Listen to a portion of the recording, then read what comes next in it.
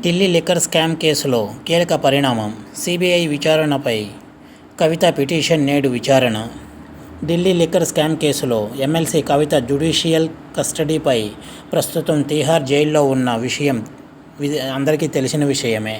అయితే money laundering కేసులో arrest అయ్యి ఆమె సిబిఐ విచారణను వ్యతిరేకించారు. కాగా కవితను విచారించేందుకు తమకు అనుమతి ఇవ్వాలని గత శుక్రవారం సిబిఐ ఢిల్లీ స్పెషల్ కోర్టును కోరింది.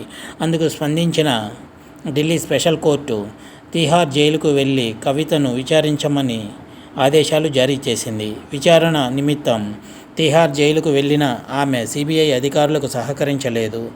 ఆ మరునాడే అంటే శనివారం కేసులో మరో ఊహించని పరిణామం చోటు చేసుకుంది. సిబిఐకి విచారణ నిమిత్తం అనుమతి ఇవ్వడాన్ని సవాలు చేస్తూ ఎమ్మెల్సీ కవిత ఇటీవలే సిబిఐ ప్రత్యేక కోర్టును ఆశ్రయించారు.